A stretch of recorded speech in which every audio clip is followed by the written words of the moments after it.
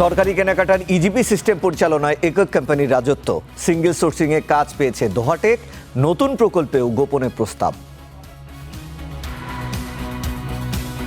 পুরো প্রাতিষ্ঠানিক ব্যবস্থাটাকে একটা বেসরকারি সংস্থার হাতে জিম্মি করে দেওয়া একটা বড় ধরনের ঝুঁকি। শুভেচ্ছা স্টার নিউজ প্রাইমে, সঙ্গে রিশান মাহমুদ। দেখছিলেন স্টার নিউজ এক্সক্লুসিভ শিরোনাম, এবারে অন্যান্য শিরোনাম। বিশৃঙ্খলা সৃষ্টির চেষ্টা হলে সর্বশক্তি দিয়ে প্রতিহতের হুঁশিয়ারি প্রধানমন্ত্রীর। 10 বছরের জ্বালানি পরিকল্পনা দেবেন সংসদে। We are trying to do everything in the quickest possible time. Gas বিদ্যুতের সংকট কাটবে না 2 বছরেও, জানালেন অর্থমন্ত্রী। কুইক রেসপন্স টিম গঠনের তাগিদ সিপিডির। প্রধানমন্ত্রীর দিল্লি সফরের অনুকূল পরিবেশ তৈরির আশা ঢাকার। হাসিনা ও হাদির খুনিকে ফেরানো সহ 3 শর্ত। সরকারি কর্মকর্তা কর্মচারীদের নতুন পে স্কেল যে কোনো সময় ঘোষণা, জানালেন মুখ্য সচিব।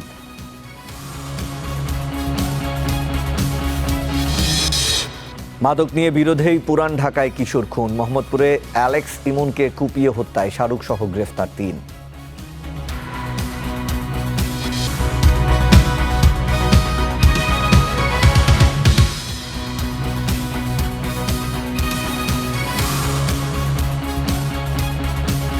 দেখছিলেন স্টার নিউজ প্রাইম শিরোনামগুলো। সরকারি কেনাকাটার ইজিপি সিস্টেম পরিচালনায় চলছে একক কোম্পানির রাজত্ব। আওয়ামী লীগ আমলে 2010 সালে এই দায়িত্ব পায় দোহাটেক নিউ মিডিয়া, যার কর্ণধার সাবেক মন্ত্রী সালমান এফ রহমানের ঘনিষ্ঠ বন্ধু। সম্প্রতি 4 মাসের জন্য ওপেন টেন্ডারের বদলে সিঙ্গেল সোর্সিংয়ে কাজ পেয়েছে দোহাটেক। ইজিপির নতুন প্রকল্পও তাদের দিতে গোপনে নেওয়া হয়েছে প্রস্তাব। মাহবুল ইসলামের রিপোর্টে বিস্তারিত।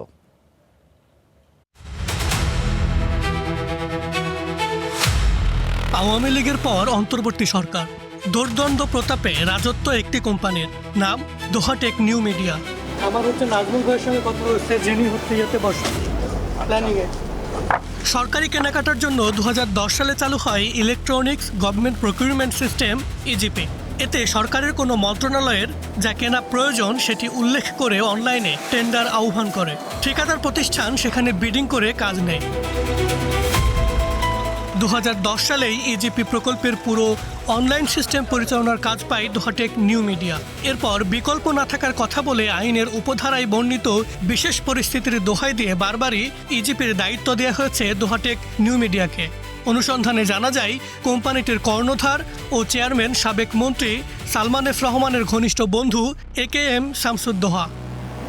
আপনি যদি পসিবল হয় একটু কথা বলে নেন আপনার ডিরেক্টরের সাথে বা আপনাদের সাথে, কথা বলেছেন। অবাক করা বিষয় হলো, অন্তর্বর্তী সরকারের আমলেও বদলায়নি পরিস্থিতি। তবে ওই সরকারের আমলে করা নিরীক্ষা প্রতিবেদন বলছে, দোহাটেকের অধীনে ইজিপির সিস্টেমে বেশ কিছু নিরাপত্তা ঝুঁকি তৈরি হয়েছে। আন্তর্জাতিক মান অনুযায়ী ডেটা ব্যাকআপ ও তথ্যের নিরাপত্তা নীতি যথাযথভাবে মানা হচ্ছে না। আমি সফটওয়্যার বানাই, আমি অপারেট করি, তাহলে তো ওটার ভিতরে আমি যাইতে তাই করতে পারি।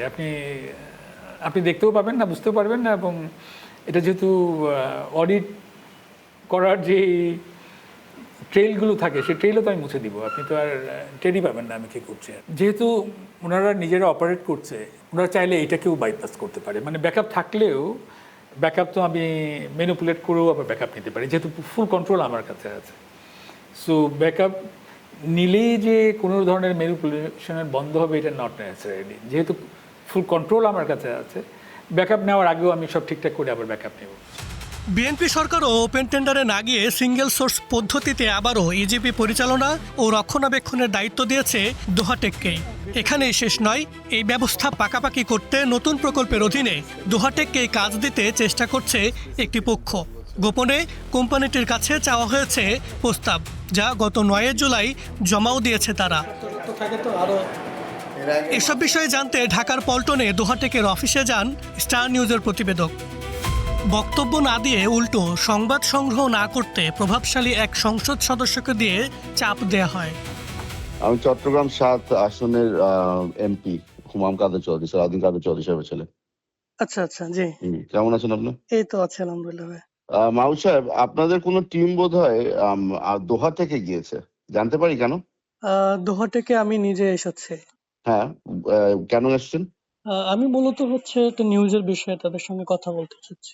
আচ্ছা, তাহলে absolutely no need to do any of this. আপনারা এখান থেকে রওনা হয়ে যান। বিকজ আপনাদের ম্যানেজিং ডিরেক্টরের নামটা জানতে পারি? আমাদের তো বাবু ভাই আছেন। বাবু ভাই আছে? ঠিক হ্যাঁ। আছে, আমি বাবু ভাইয়ের সাথে কথা বলছি। Thank you very much. EGP ব্যবস্থার সরকারি কর্তৃপক্ষ Bangladesh public procurement authority BPPA. পরিকল্পনা মন্ত্রণালয়ের একটি ভবন থেকে সংস্থাটির কার্যক্রম পরিচালিত হচ্ছে মাত্র 25 জন কর্মকর্তা কর্মচারী দিয়ে। সরকারি লোকবলের এই সংকটকে সুযোগ হিসেবে নিয়েছে দোহাটেক নিউ মিডিয়া। সরকারি ওই অফিসেই তাদের 77 জন কর্মী কাজ করছে। পুরো কার্যক্রমটা এবং পুরো প্রাতিষ্ঠানিক ব্যবস্থাটাকে একটা বেসরকারি সংস্থার হাতে জিম্মি করে দেওয়াটা বড় ধরনের ঝুঁকি। এটা অনেক আগেই সরকারের হাতে হস্তান্তর করার কথা ছিল। বারবার দোহাটেককেই কাজ দেওয়ার কারণ জানতে পরিকল্পনা প্রতিমন্ত্রীর মুখোমুখি হয় স্টার নিউজ। যেহেতু অনেকগুলো জিনিস আগের সরকারের আমলে হয়েছে এবং একটা মানে প্রযুক্তিগত একটা বিষয়কে রাতারাতি শিফট করা যায় না, কারণ এটা অলরেডি চলমান আছে। কিন্তু আমরা এই বিষয়ে করণীয় বিষয় নিয়ে আমরা এক্সপার্টদের সাথে কথা বলছি। কিন্তু অলরেডি 4 মাসের জন্য দোহাটেকের সঙ্গে গোপনভাবে একটা চুক্তি হয়েছে। না, এগুলো আসলে আইনসম্মত হয়েছে। যে সমস্ত কাজ এখানে চলমান আছে, সেই চলমান কাজকে চলমান রেখেই পরিবর্তনের বিষয়গুলো নিয়ে আমরা কথা বলছি। জানা গেছে ইজিপির অনলাইন সিস্টেম পরিচালনার দায়িত্ব আবারও দোহাটেক মিডিয়াকে দেওয়ার নথিপত্র এরই মধ্যে অর্থ ও পরিকল্পনা মন্ত্রীর দপ্তরে জমা পড়েছে, যা এখন অনুমোদনের অপেক্ষায়। মাহাবুল ইসলাম, স্টার নিউজ, ঢাকা। সরকারের সমালোচনার নামে যারা জনগণকে বিভ্রান্ত করছে তাদের সমুচিত জবাব দেওয়ার আহ্বান জানিয়েছেন প্রধানমন্ত্রী তারেক রহমান। সরকার প্রধান হিসেবে প্রথমবারের মতো কিশোরগঞ্জ সফরে সেই আহ্বান জানান তিনি। বলেন, গ্রাম থেকে শহর পর্যন্ত উন্নয়নের সুরভি সমানভাবে পৌঁছে দেওয়ার লক্ষ্যে কাজ করছে সরকার। এজন্য বিএনপির রাজনীতিতে যাতে কেউ ব্যাঘাত ঘটাতে না পারে সেজন্য সতর্ক থাকার আহ্বান জানান তারেক রহমান।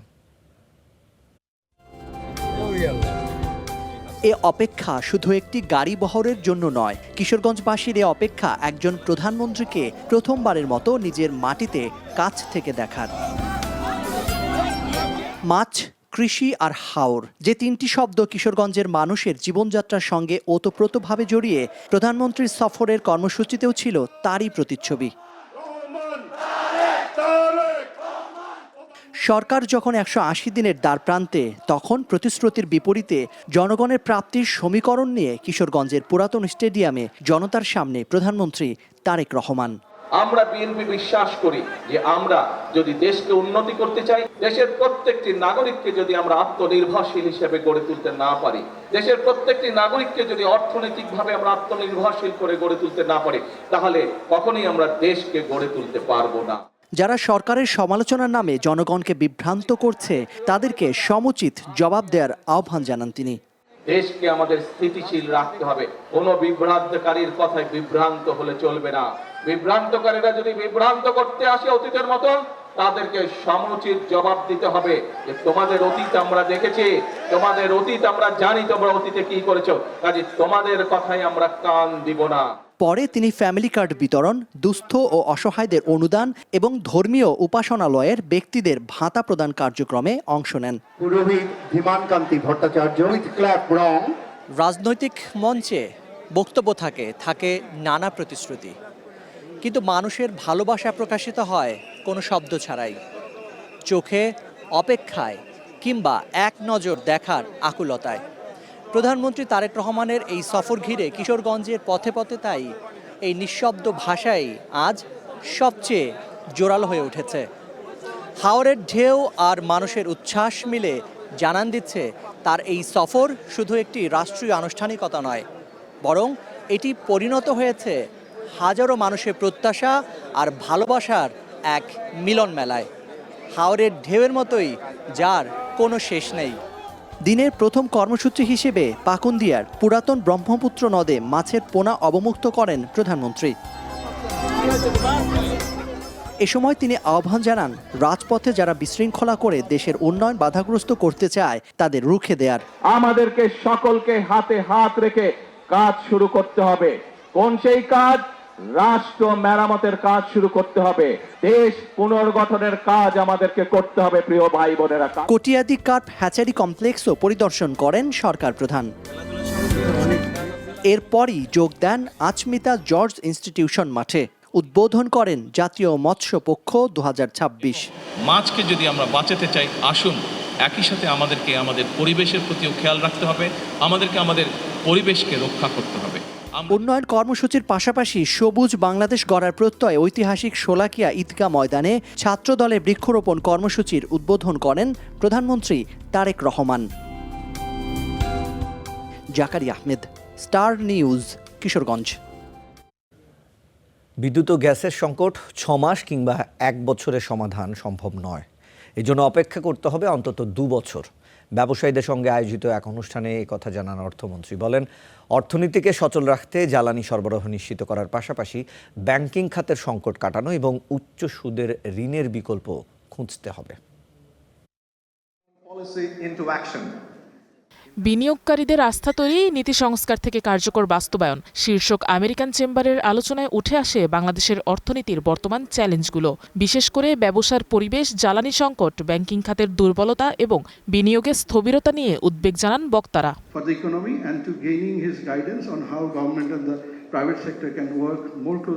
অনুষ্ঠানে অর্থমন্ত্রী আমির খসরু মাহমুদ চৌধুরী বলেন, বিদ্যুৎ ও গ্যাসের সংকট আগামী 6 মাস কিংবা 1 বছরে পুরোপুরি সমাধান সম্ভব নয়। অর্থনীতিকে এগিয়ে নিতে জ্বালানি নিরাপত্তা নিশ্চিত করতে দীর্ঘমেয়াদী পরিকল্পনা নেওয়া হচ্ছে বলেও জানান তিনি।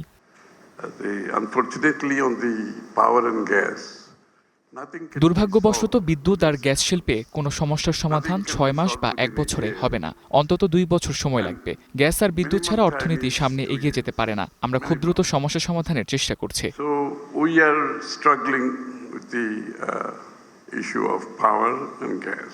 ব্যাংকিং খাতের দুর্বলতাকেও বড় চ্যালেঞ্জ হিসেবে দেখছেন অর্থমন্ত্রী।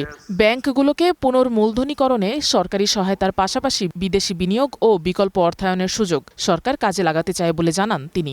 Bank resolution issue is a difficult issue for Bangladesh right now. There is a serious capital deficit. বাংলাদেশের ব্যাংকগুলোতে এখন মূলধনের অভাব, অনেক বেশি মন্দ ঋণ, অনেক টাকা পাচার হয়েছে। এনপিএল ইস্যু সরকারের জন্য চ্যালেঞ্জ, ডিপোজিটররা তাদের টাকা তুলতে পারছে না। To resolve this NPL issue, জ্বালানি সংকট, দুর্বল ব্যাংকিং খাত ও উচ্চ ব্যয়ের অর্থায়ন, অর্থনীতির এই 3 বড় চ্যালেঞ্জ কাটাতে নীতি সংস্কারের পাশাপাশি সেগুলো দ্রুত বাস্তবায়নের ওপরই সরকার জোর দিচ্ছে বলে জানান অর্থমন্ত্রী। stock market is now, you can see that it's on the way up. The indicator is on the way up. Afroza Lamia, star news. দেশে জ্বালানি সংকট শীঘ্রই কাটবে না, আগামী কয়েক দশক ধরে চলবে। সেমিনারে এমন আশঙ্কা করেছেন সিপিডির গবেষণা পরিচালক খন্দকার গোলাম মোয়াজ্জেম। বলেছেন, সরকারের উচিত জ্বালানি খাতের জন্য একটি কুইক রেসপন্স টিম গঠন করা। কারখানাগুলো কিভাবে তার এনার্জি এফিসিয়েন্সি বাড়াতে পারে, কোন কোন ধরনের মেশিন রিপ্লেস হতে পারে এবং কোন কোন জায়গায় সেই জায়গাগুলোতে বিদ্যুতায়িত অবকাঠামোতে যাওয়ার সুযোগ রয়েছে এবং তার জন্য কত কস্ট লাগবে এবং কত মাত্রা এনার্জি সেভ হবে, সেই বিষয়গুলো আমরা তুলে ধরছি।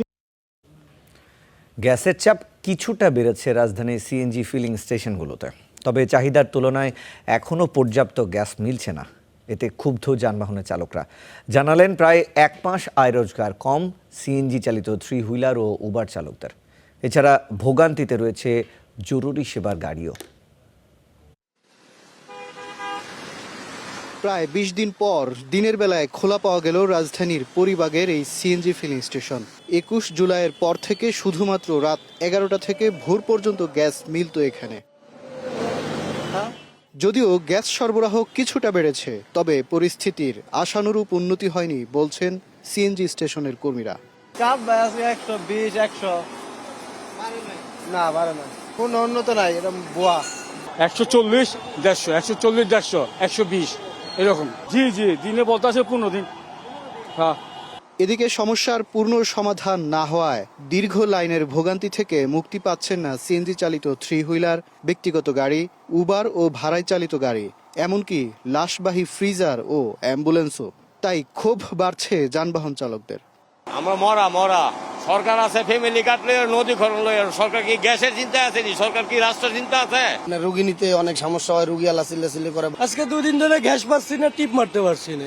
টিপ না মারলে আমার পেটে রুজি নাই। দিনে 3 বার সিরিয়াল দিতে হয়, এরপরও মনে করেন 3 ঘন্টা 2 ঘন্টা এরকম সময় লাগে। এদিকে গত 6 আগস্ট মধ্যরাত থেকে 23 কোটি ঘনফুট এলএনজি সরবরাহ করছে মহেশখালীর এক্সিলারেট এলএনজি। অপরদিকে সাময়িক ত্রুটি মেরামত শেষে শুক্রবার মধ্যরাত থেকে পূর্ণ সক্ষমতায় সামিট এলএনজি। যদিও সমস্যার পূর্ণ সমাধান কবে নাগাদ হবে জানায়নি কর্তৃপক্ষ। মাজহার মাহবুব, স্টার নিউজ, ঢাকা। প্রধানমন্ত্রী তারেক রহমানের ভারত সফরে 3 শর্ত জুড়ে দিল ঢাকা। পররাষ্ট্র মন্ত্রণালয়ের আনুষ্ঠানিক ব্রিফিংয়ে বলা হয়, অনুকূল পরিবেশ তৈরিতে দিল্লির উচিত শেখ হাসিনা সহ ভারতে অবস্থানরত পলাতক আসামিদের প্রত্যর্পণের বিষয়ে ঢাকার দাবির প্রতি ইতিবাচক সিদ্ধান্ত দেয়া। একই সঙ্গে হাদি হত্যাকারীকেও ফেরত দিতে সাফ জানিয়ে দিয়েছেন পররাষ্ট্র মন্ত্রণালয়ের মুখপাত্র AKM শহীদুল করিম। সম্প্রতি ঢাকায় নিযুক্ত ভারতের হাইকমিশনার দীনেশ ত্রিবেদীর প্রধানমন্ত্রী তারেক রহমানের সঙ্গে বৈঠকের পরদিন নরেন্দ্র মোদীর সঙ্গে সাক্ষাৎ করার পরে আলোচনায় আসে 2 প্রধানমন্ত্রীর বৈঠকের বিষয়টি। তবে রবিবার দুপুরে পররাষ্ট্র মন্ত্রণালয়ে এক ব্রিফিংয়ে প্রধানমন্ত্রীর ভারত সফরের জন্য অনুকূল পরিবেশ তৈরির আহ্বান জানানো হয়। মাননীয় প্রধানমন্ত্রী তারেক রহমানের ভারত সফরের সম্ভাবনা নিয়ে বাংলাদেশ ও ভারতের কর্মকর্তারা গত কয়েক সপ্তাহ ধরে একে অপরের সাথে যোগাযোগে ছিলেন। তবে গত 5 আগস্ট নতুন দিল্লিতে আন্তর্জাতিক অপরাধ ট্রাইব্যুনাল কর্তৃক মানবতা বিরোধী অপরাধে দণ্ডিত শেখ হাসিনার উন্মুক্ত মিডিয়া ইন্টারাকশনের কারণে এই প্রক্রিয়াটি ক্ষতিগ্রস্ত হয়েছে। এ বিষয়ে আমরা আমাদের অবস্থান পরিষ্কার করেছি। আমরা মনে করি প্রধানমন্ত্রীর এই সফরের জন্য একটি উপযুক্ত বা অনুকূল পরিবেশ তৈরি করা প্রয়োজন। আর সেই পরিবেশ তৈরিতে জুড়ে দেয়া হয় 3 শর্ত, যেখানে রয়েছে শেখ হাসিনার প্রত্যর্পণ, পালিয়ে থাকা আওয়ামী লীগ নেতাদের এবং শহীদ ওসমান হাদির হত্যাকারীদের ফেরতের প্রত্যাশা। শেখ হাসিনা এবং অন্যান্য পলাতক অপরাধীদের প্রত্যর্পণের অনুরোধে দ্রুত পদক্ষেপ নেয়ার জন্য আমরা ভারতীয় কর্তৃপক্ষকে অনুরোধ জানিয়েছি। একই সাথে আমাদের দ্বিপাক্ষিক প্রত্যর্পণ চুক্তির বিধান অনুযায়ী শহীদ শরীফ ওসমান হাদি হত্যার অভিযুক্ত ঘাতকদের বাংলাদেশের হাতে তুলে দেওয়ার জন্য ভারত সরকারকে আহ্বান জানানো হয়েছে। আমরা তাদের জবাবের অপেক্ষায় আছি। এখন দেখার বিষয় প্রধানমন্ত্রীর ভারত সফর নিয়ে ঢাকার অবস্থানের কি প্রতিক্রিয়া দেখায় দিল্লি।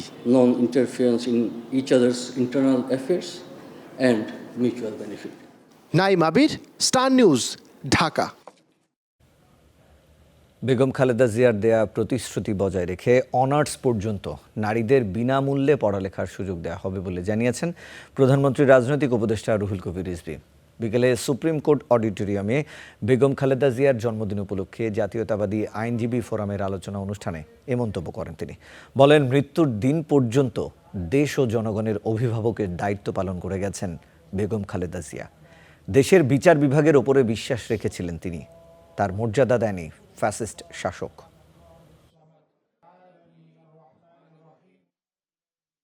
বেগম খালেদা জিয়া নারীদের তাদের যে ক্ষমতায়ন, এম্পাওয়ারমেন্ট এবং নিজ পায়ে দাঁড়ানোর জন্য যে পদক্ষেপগুলো নিয়েছেন সেটা তুলনাহীন।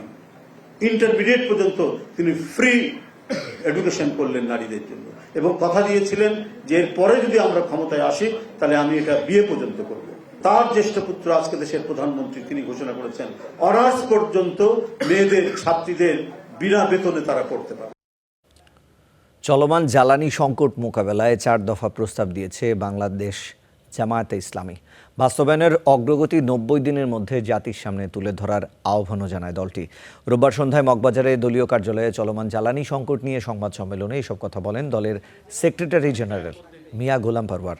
অভিযোগ করেন, সরকার নিজেদের ব্যর্থতা ঢাকতেই বিরোধীদের ওপর দায় চাপাচ্ছে। জ্বালানি সংকট মোকাবেলায় 3 মাস আগেই সরকারকে 10 দফা প্রস্তাব দিয়েছে বিরোধী দল।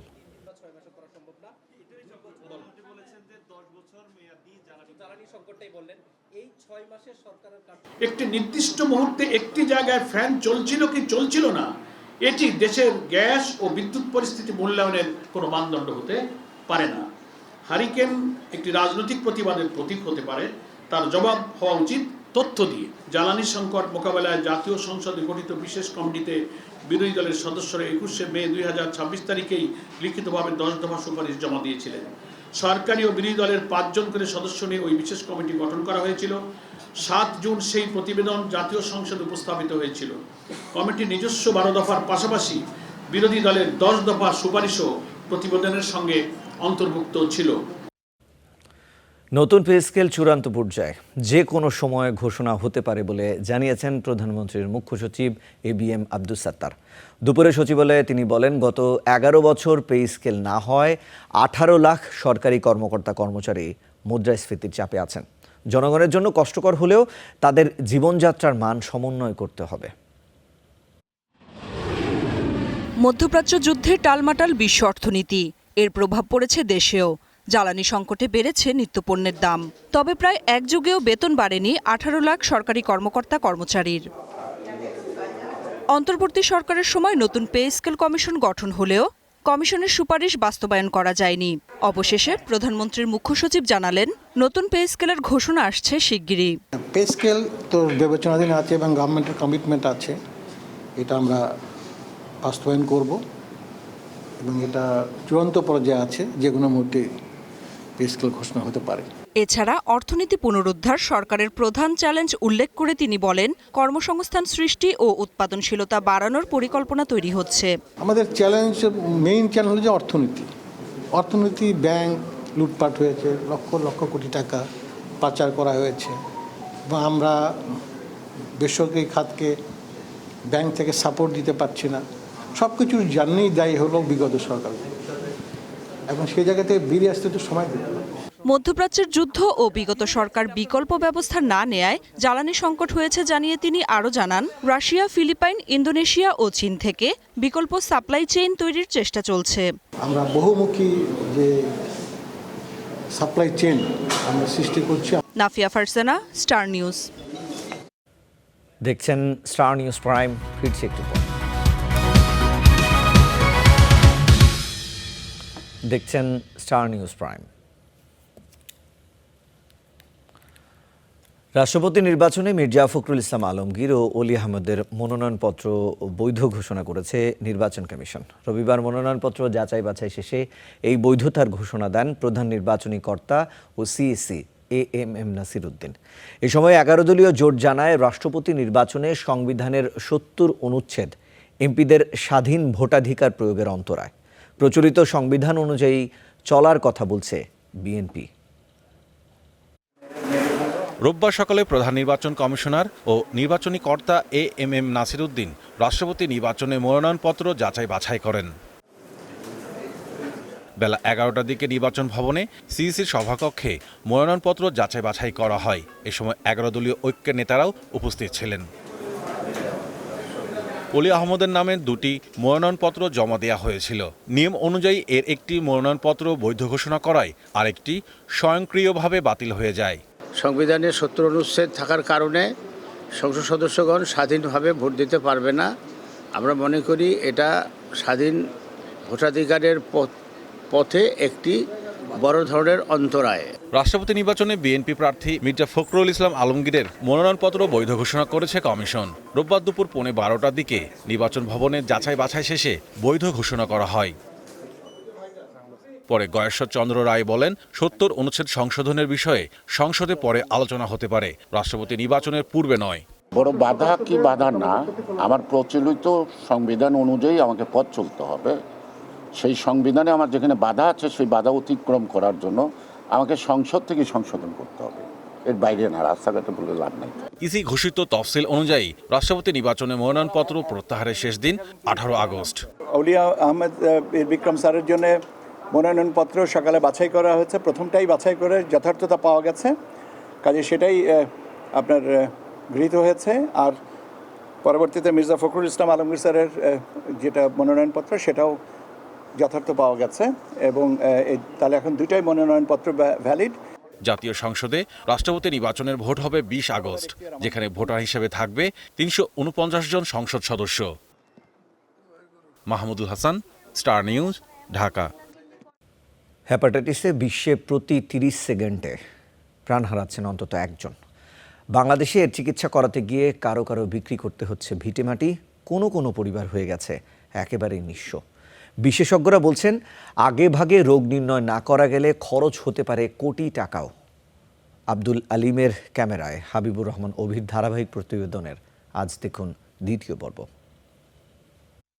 আমার পক্ষে তো কিছুতেই সম্ভব।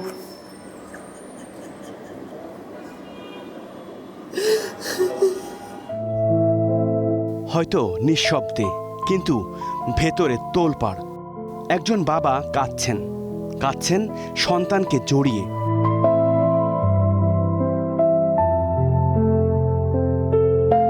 কিডনির অবস্থা খুবই খারাপ। বাম সাইডেরটা তো পুরা ড্যামেজ, ডাইন সাইডেরটা আরো প্রায় 90% ড্যামেজ। পরীক্ষাগুলি করাতে এগুলো কত টাকার প্রয়োজন, হাজার হাজার টাকার প্রয়োজন। খাওয়াইব থেকে এগুলি পরীক্ষা নিরীক্ষা বা করাইব থেকে।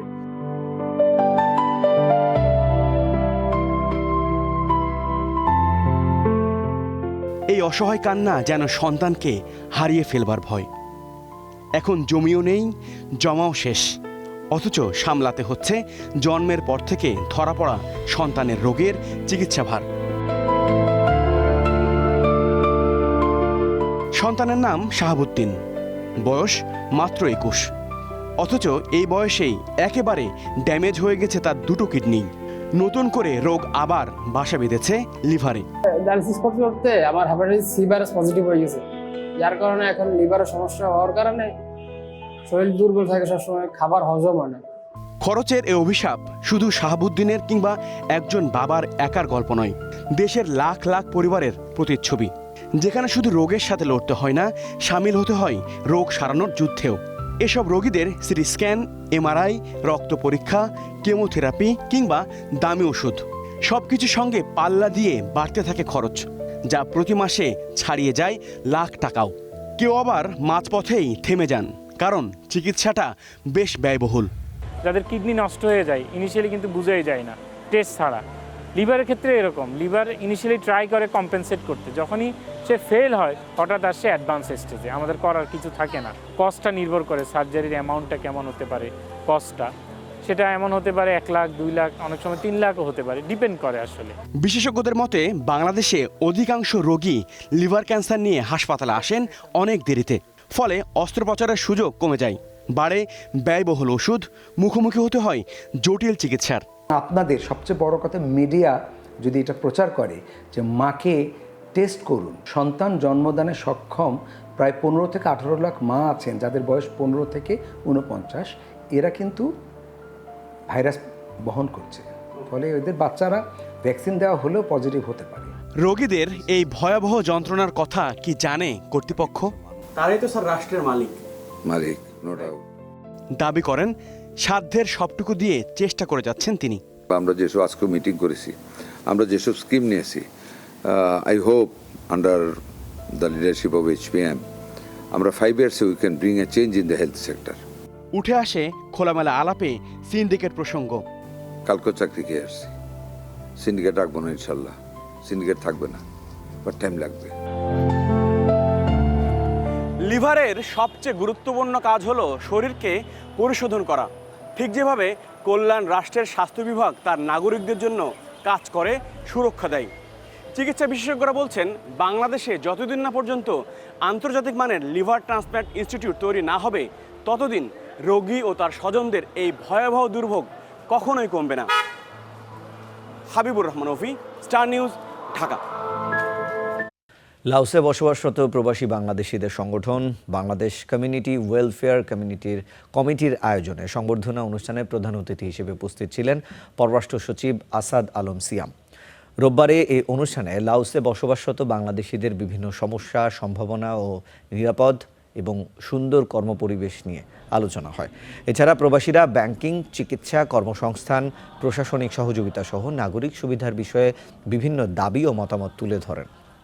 এ সময় আরও বলা হয়, প্রবাসীরা দেশের অর্থনীতি এবং ভাবমূর্তির উন্নয়নে গুরুত্বপূর্ণ ভূমিকা রাখছেন। এজন্য বিদেশের মাটিতে প্রবাসীদের নিরাপদ ও সম্মানজনক পরিবেশে কাজের সুযোগ নিশ্চিত করার প্রয়োজন। প্রবাসীদের সব সমস্যা সমাধানে পাশে থাকার আশ্বাস দেন দূতাবাসের কর্মকর্তারা।